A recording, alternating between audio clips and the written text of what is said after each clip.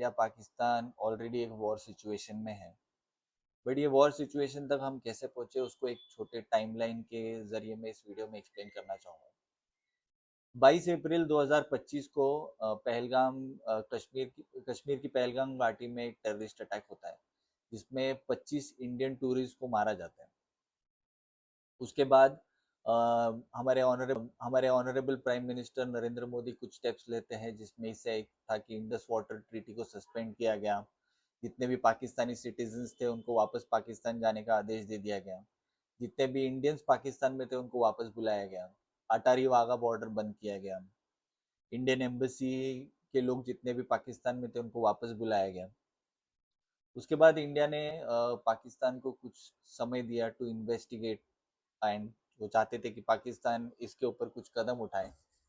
जब 15 दिन तक पाकिस्तान से कुछ जवाब नहीं आया और ना ही पाकिस्तान ने इसके ऊपर कोई स्टेप्स लिए, तो 6 और 7 मई की रात को इंडिया ने एक ऑपरेशन सिंदूर लॉन्च किया।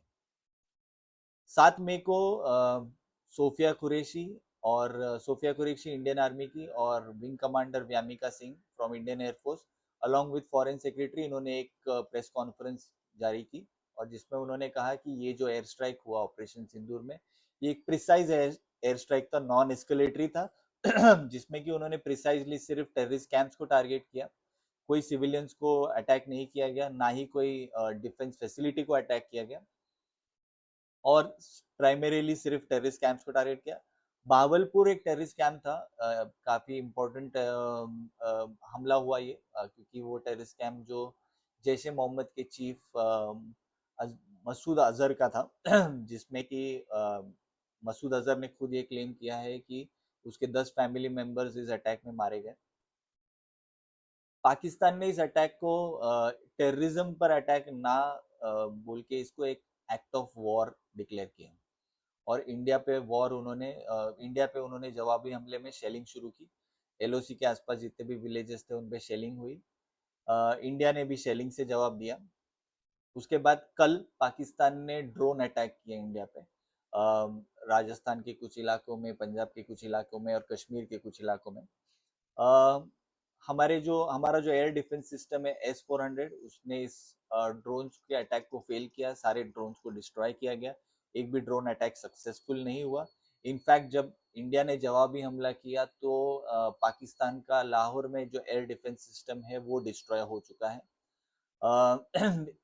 इस सिचुएशन में एज ऑफ नाउ जो नॉर्थ और नॉर्थ वेस्टर्न रीजन जो है, जो एलओसी के आसपास के जो विलेजेस है, वहाँ पे ब्लैकआउट जारी किया गया है। जम्मू कश्मीर में इंटरनेट सेवा फिलहाल के लिए पूरी तरह से स्थगित की गई है, बंद की गई है। धर्मशाला में एक आईपीएल का मैच हो रहा था पंजाब किंग्स का, जिसको बीच में ही रोकना पड़ा ड्यू टू ब्लैकआउट। और अभी रिसेंट अपडेट आया है कि जो बाकी बचा कुचा आईपीएल है उसको कॉल ऑफ किया गया है, उसको कैंसिल किया गया है और अभी और आगे के मैचेस आईपीएल के नहीं होंगे सिक्योरिटी रीजंस को लेकर। सो ये अभी तक के अपडेट है।